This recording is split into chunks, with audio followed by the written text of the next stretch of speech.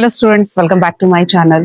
मैंने अपनी previous video में जो टॉपिक कवर किया था वो था कि how to measure conductance of any electrolytic solution या of any electrolyte with the help of Wheatstone bridge. जो अब हमारा इस वीडियो में टॉपिक रहने वाला है वो है कंडक्टिविटी क्या होती है, मोलर कंडक्टिविटी क्या होती है और नॉर्मल कंडक्टिविटी क्या होती है। ठीक है, तीनों का मैं कंपैरिजन बताऊंगी और फिर इसके बाद हम न्यूमेरिकल्स भी सॉल्व करते हैं। चलिए स्टार्ट करते हैं।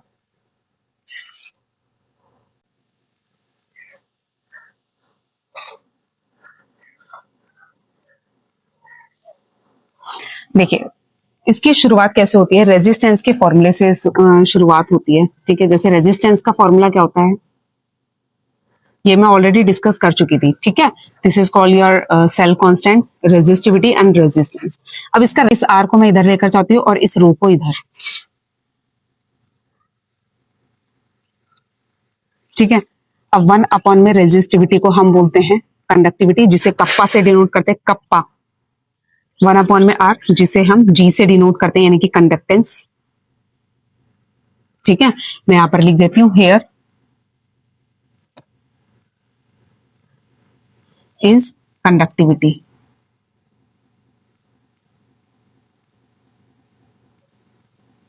जी इज कंडक्टेंस। ठीक है, एल अपॉन में ए, सेल कांस्टेंट।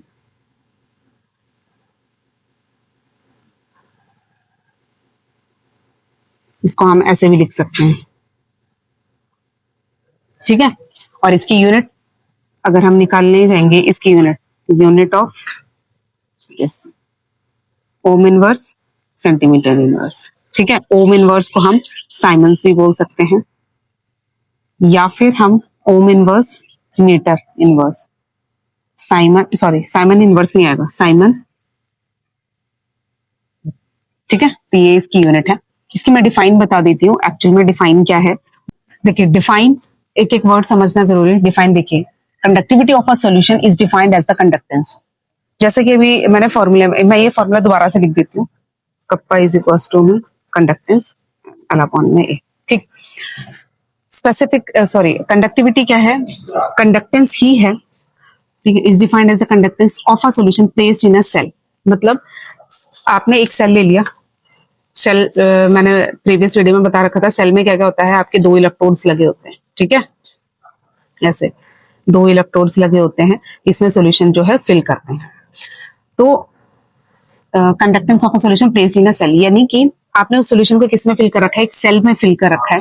ठीक है, उसी की अगर कंडक्टेंस मेजर कर लें तो वो कंडक्टिविटी कहलाती है। लेकिन कंडीशन है of 1 centimetre length and having 1 centimetre square as the area of cross section. मतलब आप वही सेल ले रहे हैं जिसमें जो इलेक्ट्रोड्स जो होते हैं, सेल में इलेक्ट्रोड्स होते हैं, इलेक्ट्रोड्स के बीच का जो डिस्टेंस है वो कितना है, 1 सेंटीमीटर। ठीक है, और हैविंग 1 सेंटीमीटर स्क्वायर एरिया, और क्रॉस सेक्शन एरिया कितना है, 1 सेंटीमीटर स्क्वायर। ठीक है, तो उस टाइम पे जो कंडक्टेंस आप मेजर करते हैं तो उसी को ही हम क्या बोलते हैं, कंडक्टिविटी। मतलब बेसिकली आपने लेंथ कितनी रख दी है, अगर मैं ये बताऊं लेंथ कितनी रख दी है 1, और एरिया भी कितना रख दिया 1 सेंटीमीटर स्क्वायर, तो आपकी ये 1 को 1 हटा देंगे तो ये 1 हटा देंगे तो क्या बन जाएगा, कंडक्टेंस ही तो आ गई। तो कंडक्टिविटी इज द कंडक्टेंस। मतलब कंडक्टिविटी जो होती है ना वो आपकी कंडक्टेंस ही होती है। लेकिन वो सॉल्यूशन जिसको आपने एक सेल में फिल करा है, और वो सेल कैसा है, मतलब उसकी जो इलेक्ट्रोड्स हैं उनके बीच का डिस्टेंस कितना है, 1 सेंटीमीटर, और area of cross section 1 centimetre square है, वही कंडक्टेंस है। ठीक है, और उसी को ही हम क्या बोल देते हैं, कंडक्टिविटी। और इसे एक और नाम से जाना जाता है, स्पेसिफिक कंडक्टेंस। ठीक है, स्पेसिफिक कंडक्टेंस बोल दो या कंडक्टिविटी बोल दो। अगर आप इसे और भी क्लैरिफाई करना चाहते हो तो ये सेकंड वाली डेफिनेशन आपको बहुत अच्छे से समझ में आएगी। क्या है ये तो मैंने बता दिया। और it is the conductance of 1 ml solution या 1 सेंटीमीटर क्यूब सॉल्यूशन।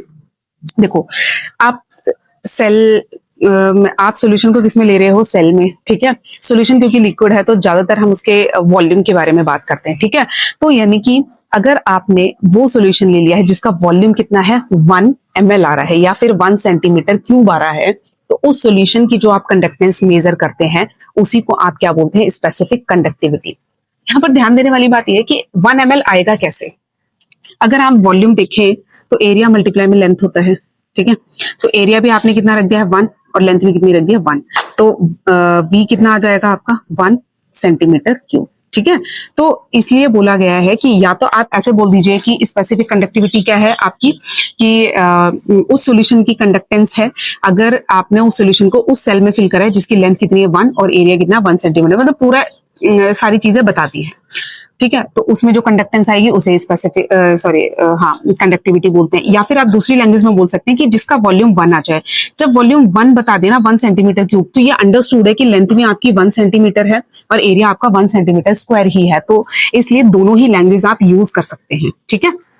तो आप देख सकते हैं कि 1 क्यूबिक सेंटीमीटर सॉल्यूशन की जो आपकी कंडक्टेंस आती है उसी को आप क्या बोल देते हैं, स्पेसिफिक कंडक्टेंस या फिर कंडक्टिविटी। इसकी यूनिट मैंने ऑलरेडी बता दिया, इसकी नोटेशन मैंने आपको बता रखी है और इसका फॉर्मूला भी मैंने आपको बता दिया है। ठीक है।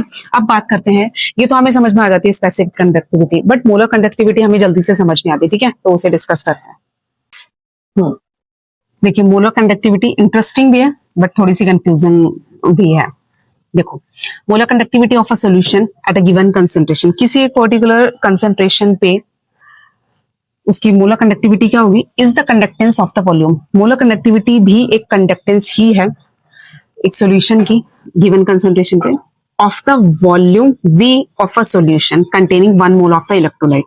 सीधे सीधे शब्दों में अगर कहा जाए तो जो 1 मोल है हमारा इलेक्ट्रोलाइट का, उसमें जो भी वॉल्यूम आ रहा है, ठीक है, ध्यान से सुनिए, 1 मोल ऑफ इलेक्ट्रोलाइट का जितना भी वॉल्यूम आ रहा है, उस वॉल्यूम की अगर हम कंडक्टेंस मेजर करते हैं उसे हम क्या बोलते हैं, मोलर कंडक्टिविटी। ठीक है। क्या बोला मैंने अभी तक, यहीं तक ये बताया, ये मैं बाद में बताऊंगी, पहले मैं ये बता रही हूँ कि जो मोलर कंडक्टिविटी है इसे किससे डिनोट किया जाता है, लैम्डा एम।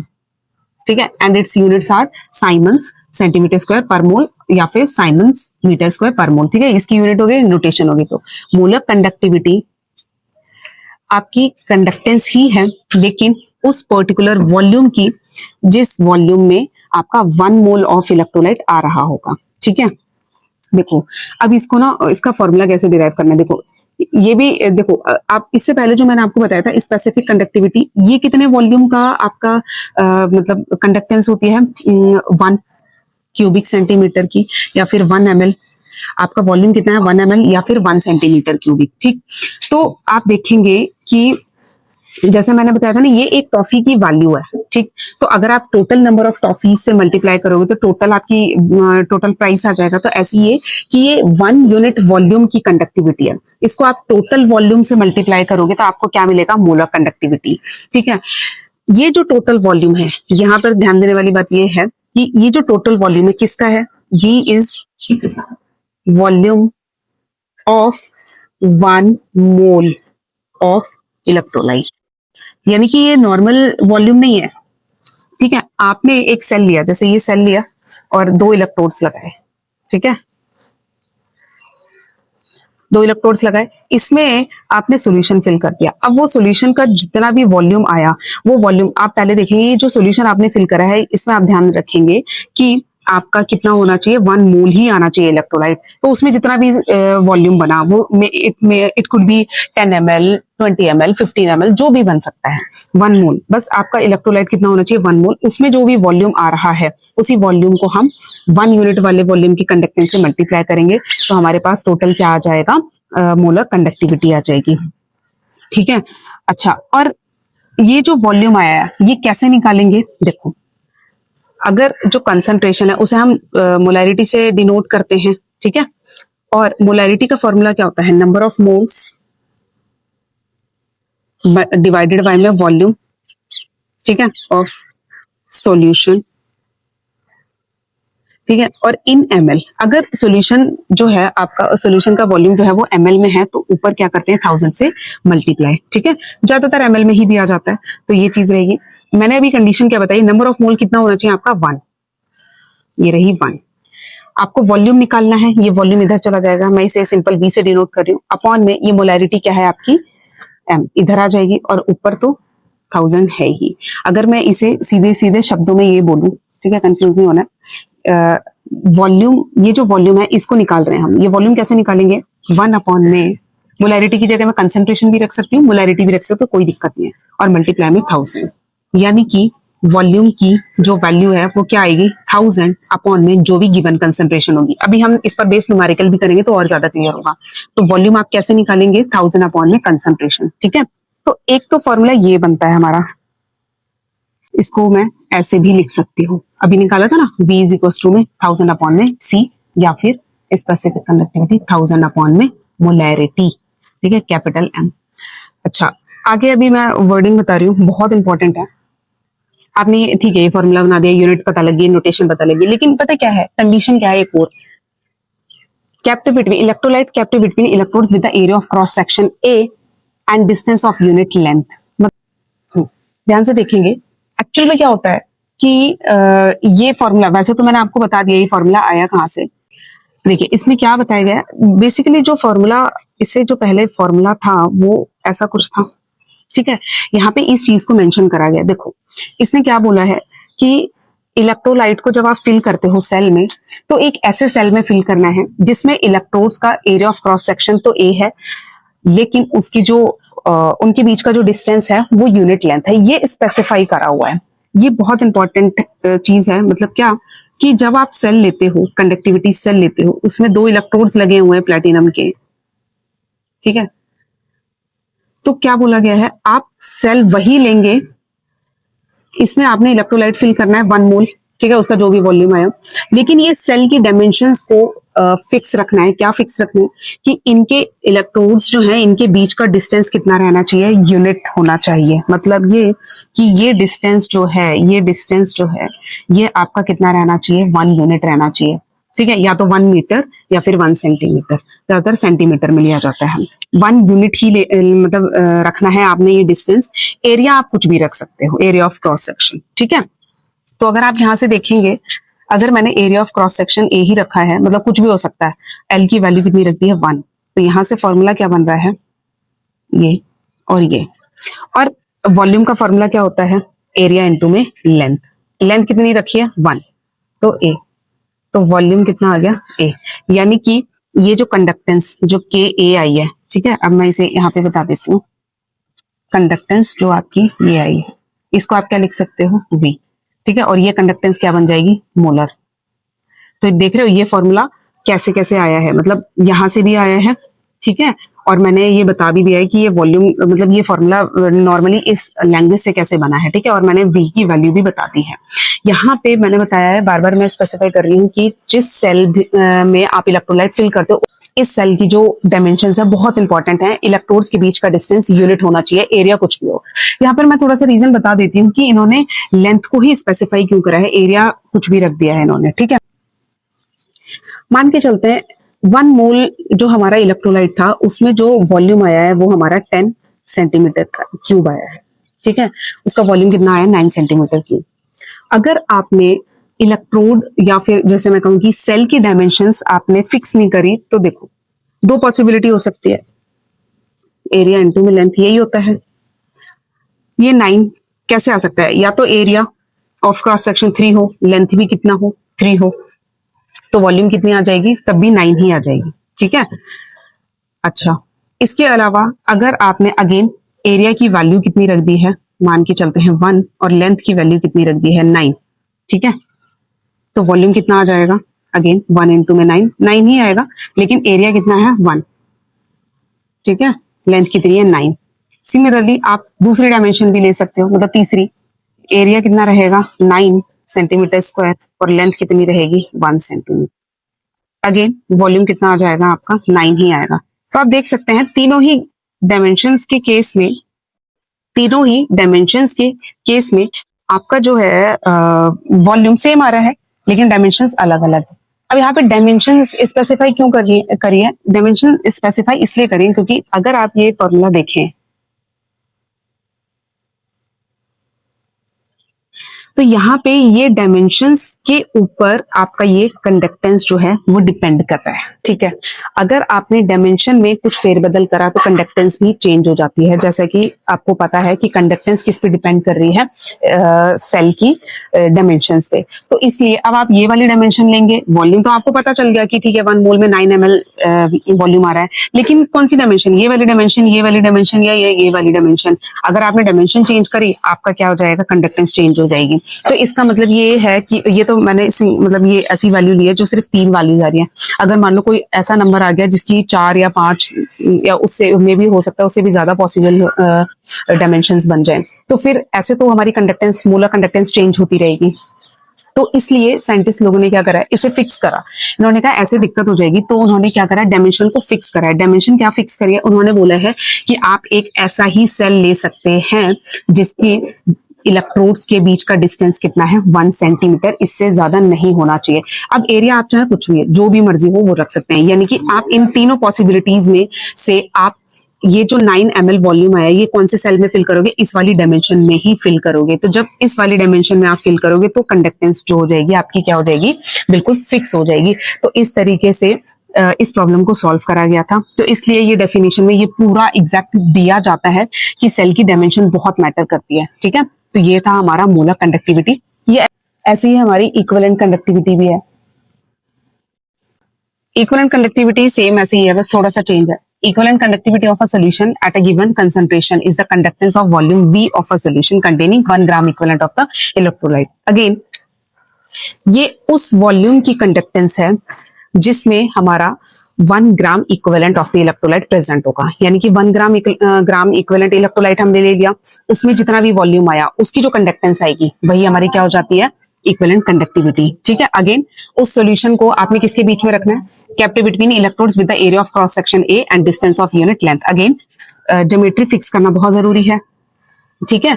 तो ज्योमेट्री फिक्स कर दिया सेल की, वही चीज इसमें बताइए, it is denoted by lambda equivalent and its units are this, ठीक है। ये यूनिट है, फॉर्मूला अगेन वही सेम वही है हमारा, equivalent conductivity, specific conductivity multiply में वो वॉल्यूम जिसमें हमारा 1 ग्राम इक्विवेलेंट जो है वो आया है।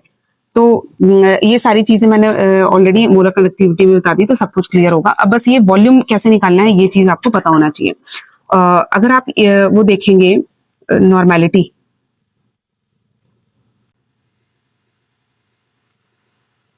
ठीक है, नॉर्मेलिटी कंसंट्रेशन टर्म ही है, कैसे निकालते हैं, 1 ग्राम sorry number of gram equivalent, पूरा नहीं लिख रही, अपॉन में volume of solution in ml दिया है, तो ऊपर क्या होगा 1000 से मल्टीप्लाई, नॉर्मेलिटी को n से डिनोट करते हैं। नंबर ऑफ ग्राम इक्विवेलेंट कितना रखना है आपने, 1, और इसे v से डिनोट करेंगे, ये रहा, नॉर्मेलिटी को n से डिनोट करेंगे, v इधर चला जाएगा 1000 अपॉन में n, जिसे आप कंसंट्रेशन भी बोलेंगे, ठीक है। तो v का जो फॉर्मूला बनेगा, मतलब v की जगह आप ये भी लिखेंगे, डन, ठीक है, और C भी लिख सकते हैं। तो इस तरीके से आपका जो है इक्विवेलेंट कंडक्टिविटी भी आपको क्लियर हो जाती है, ठीक है। अब इसके बाद हम न्यूमेरिकल्स करें। क्वेश्चन क्या है, resistance of a conductivity cell filled with 0.1 mole per litre KCl solution. देखो सबसे पहले क्या दिया हुआ है, रेजिस्टेंस दिया हुआ है किसका, एक कंडक्टिविटी सेल का, और उस कंडक्टिविटी सेल को फिल करा गया है कौन से सॉल्यूशन से, KCl सॉल्यूशन, जिसमें KCl की कंसंट्रेशन भी दी गई है, इज 100 ओम। रेजिस्टेंस दिया गया है 100 ohm. If the resistance of the same cell when filled with 0.02 moles per liter KCl solution। अब उसी सेल में आपने क्या करा है, कंसंट्रेशन चेंज करी है सॉल्यूशन की, KCl ही फिल करा है लेकिन कंसंट्रेशन इस पर चेंज करी है। तो उस टाइम पे जो रेजिस्टेंस देखा गया वो 520 था। Calculate the conductivity and molar conductivity of 0.02 moles per litre, यानी कि जो सेकंड टाइम पे जो कंसंट्रेशन चेंज करी है उसकी आपको कंडक्टिविटी निकालनी है एंड मोलर कंडक्टिविटी निकालनी है, ठीक है। The conductivity of 0.1 moles per litre KCl solution is 1.29 Simons पर मीटर। मतलब आपको जो वैल्यू दी गई है 0.01 कंसंट्रेशन के लिए कंडक्टिविटी की वैल्यू दी गई है, ठीक है। तो अब इसको सॉल्व कैसे करना है, जो जो दिया है पहले तो वो लिखो। कंसंट्रेशन कितनी दी गई है, C1 0.01 मोल्स पर लीटर, ठीक है, और इसी का रेजिस्टेंस कितना दिया है 100 ओम, क्लियर। और दूसरी कंसंट्रेशन कितनी दी गई 0.02, और R2 कितना दिया गया है 520 ओम। ठीक है, इसके अलावा आपको स्पेसिफिक कंडक्टिविटी भी दी गई है, K1 को कितनी दी गई है, 1 स्पेसिफिक कंडक्टिविटी 1.29 साइमन पर मीटर। ये आपको डेटा दिया गया है, आपको क्या निकालना है, स्पेसिफिक कंडक्टिविटी या मतलब कंडक्टिविटी इस वाले सॉल्यूशन की, इस कंसंट्रेशन वाले सॉल्यूशन की। ठीक है, और इसके बाद मोलर कंडक्टिविटी निकालनी है। तो पहले ये पता लग जाए, ये अगर पता लग जाती है तो इसको कैसे निकालेंगे हम, देखो फॉर्मूला क्या होता है हमारा, कंडक्टेंस कंडक्टिविटी एरिया अपॉन में एल। ठीक है, और जी को आप क्या लिख सकते हैं, ये मतलब इसको इधर लेकर आएंगे। ठीक है, ये क्या हो जाएगा, रेजिस्टिविटी, ये इसको सॉरी इसको तो एज इट इज 1 अपॉन में दिस, और 1 अपॉन में जी क्या होता है, रेजिस्टेंस। ठीक है, रेजिस्टेंस कितना है हमारे पास, 100 ओम, 1 अपॉन में 129 ए अपॉन में एल। ठीक है, अब ए अपॉन में एल, इसकी वैल्यू अगर निकालें, या मैं ऐसे कहूं कि ये जो है एल को इधर लेकर आओ, ए को इधर लेकर आओ, और ये इधर जाएगा, ये वैल्यू डिवाइड में ये मल्टीप्लाई में जाएगी। ठीक है, तो ये L by A, L by क्या है हमारा, सेल कांस्टेंट, और मैंने बता दिया क्योंकि दोनों ही बार सॉल्यूशंस को सेम सेल में फिल करा गया है, यानी कि सेल की डायमेंशन फिक्स होगी। सेल की डायमेंशन मतलब कि सेल कांस्टेंट फिक्स होगा। ठीक है, तो सेल कांस्टेंट पहले अगर ये निकाल लेते हैं तो हम आगे बढ़ जाएंगे। ठीक है, तो इसकी वैल्यू कितनी आ जाएगी, 129 पर मीटर। ठीक है, ये इसकी वैल्यू आ गई, यानी कि सेल कांस्टेंट कितना आ गया हमारे पास, 129 पर मीटर। अब क्योंकि हमारे पास सेल कांस्टेंट आ गया है, अब यही वाला फॉर्मूला लगा देती हूं मैं, 1 अपॉन में K2। अब ये कंडक्टिविटी कौन से सोल्यूशन के लिए, इस सोल्यूशन के लिए निकाली जा रही है, और ये R2। ठीक है, और A अपॉन में L। आपको K2 की वैल्यू निकालनी है, R2 को इधर ले आओ, और L इधर, और A इधर। ठीक है, तो L बाय A की वैल्यू पता है ऑलरेडी 129, और R2 की वैल्यू कितनी है, 520। तो इसकी वैल्यू आप निकाल लेंगे। ठीक है, तो स्पेसिफिक कंडक्टिविटी, तो इस, ठीक है, इसको जब सॉल्व करेंगे तो हमारे पास आंसर आएगा। तो आप देख सकते हैं ये स्पेसिफिक कंडक्टिविटी मैंने निकाल ली है। ठीक है, स्पेसिफिक कंडक्टिविटी की वैल्यू ये साइमन पर मीटर है। अगर सेंटीमीटर में कन्वर्ट करना है तो 10 की पावर -2 ऊपर से मल्टीप्लाई कर देंगे तो साइमन सेंटीमीटर में आ जाएगा। अब आपको मोलर कंडक्टिविटी निकालनी है, तो वो कैसे निकालोगे, इसका फॉर्मूला ये है, लेकिन मैंने दूसरा फॉर्मूला भी बता रखा है, क्योंकि आपके पास वॉल्यूम गिवन नहीं है ना, कंसंट्रेशन गिवन है, तो ये वाला फॉर्मूला लगाएंगे। तो K मल्टीप्लाई में 1000 अपॉन में C।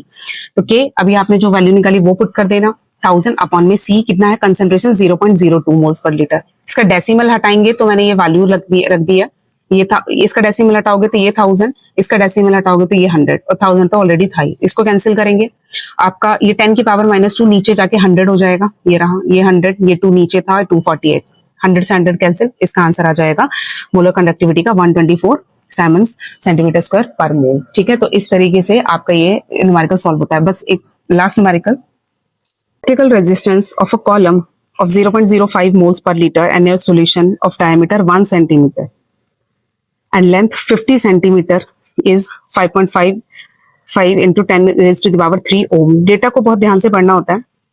Calculated resistivity, conductivity and molar conductivity, सारी चीजें कैलकुलेट करनी है इसमें। देखो सबसे पहले आपको जो जो गिवन है ना, पहले वो लिख लो। आपको क्या क्या गिवन है, एक तो कंसंट्रेशन गिवन है 0.05 मोल्स पर लीटर। ठीक है, और इसके बाद आपको क्या गिवन है, डायमीटर 1 सेंटीमीटर। अगर इसकी रेडियस निकालेंगे तो कितना आ जाएगा, 0.5 सेंटीमीटर। ठीक है, इसके बाद लेंथ कितनी है, 50 सेंटीमीटर। इसके बाद रेजिस्टेंस कितना दिया हुआ है, 5.55 10 की पावर 3 ओम। आपको रेजिस्टिविटी निकालनी है, मोलर कंडक्टिविटी एंड कंडक्टिविटी, सब कुछ निकालना है आपको। तो सबसे पहले जो फॉर्मूला है रेजिस्टेंस का, रो की जगह 1 अपॉन में ए, कंडक्टिविटी L अपॉन में ए। के आपको गिवन है, सॉरी रेजिस्टेंस आपको गिवन है, मतलब के की वैल्यू निकालनी है, एल अपॉन में ए।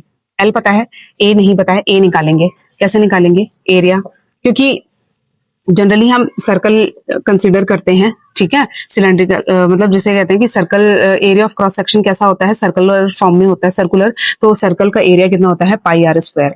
तो पाई की वैल्यू 3.14, आर की वैल्यू 0.5 स्क्वायर। इसको मैं सॉल्व नहीं करूंगी, एज इट इज रखूंगी।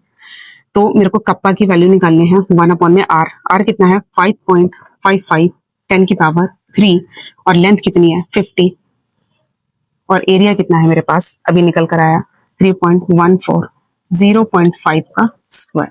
अब इसको सॉल्व करेंगे तो देखो, ये स्क्वायर है तो इसको ऐसे डेसिमल हटाएंगे, ये 10, इधर डेसिमल 10, इधर डेसिमल तो 100, ठीक है। 5 से, और इसको भी हटाएंगे तो भी 100, ठीक है। 5 से ये 10, तो ऊपर क्या क्या बचेगा? देखो 1 2 3 4 5 6 7, 10 की पावर 7, 555 और 314 और 5 और 10 की पावर 3, तो ये कैंसिल हो जाएगा, तो 10 की पावर 4, ऊपर रहेगा 1000 और नीचे ये पूरा नंबर। अब इसको जब सॉल्व करेंगे, ठीक है, तो हमारा जो आंसर है, रेसिप्रोकेट करेंगे रेजिस्टिविटी 1 अपॉन में, तो रेजिस्टिविटी 0.01148, तो ये रेजिस्टिविटी की वैल्यू आ गई, कंडक्टिविटी आ गई। अब आपको मोलर कंडक्टिविटी निकालनी है, तो भी आसान है। मोलर कंडक्टिविटी कैसे निकालेंगे? क्योंकि आपको कंसंट्रेशन गिवन है। कप्पा की वैल्यू 0.01148 1000, और कंसंट्रेशन कितनी दे रखी है? कंसंट्रेशन कितनी दे रखी है? 0.05, ठीक है। इसको हटाएंगे, 100 ऊपर आएगा, ठीक है। इसको हटाएंगे 2 4 5, 10 की पावर 5, ठीक है। तो ये 3 4 5, 10 की पावर, ये सारा कैंसिल, तो 1148 अपॉन में 5। तो इसको जब सॉल्व करेंगे, 5 में 10, 5 में 10 4, 5 में 45, 3 5 36, तो आपकी मोलर कंडक्टिविटी की वैल्यू आ गई दिस, ठीक है। तो ये आपकी मोलर कंडक्टिविटी की वैल्यू आ गई। तो आप देख सकते हैं इस तरीके से हमारे जो ये न्यूमेरिकल थे वो आपको क्लियर भी हो गए होंगे। अब जो हमारी आने वाली जो नेक्स्ट वीडियो है उसमें हम स्ट्रॉन्ग इलेक्ट्रोलाइट, वीक इलेक्ट्रोलाइट क्या होते हैं और उनका वेरिएशन क्या होता है डाइल्यूशन के साथ, वो हम सीखेंगे, ठीक है।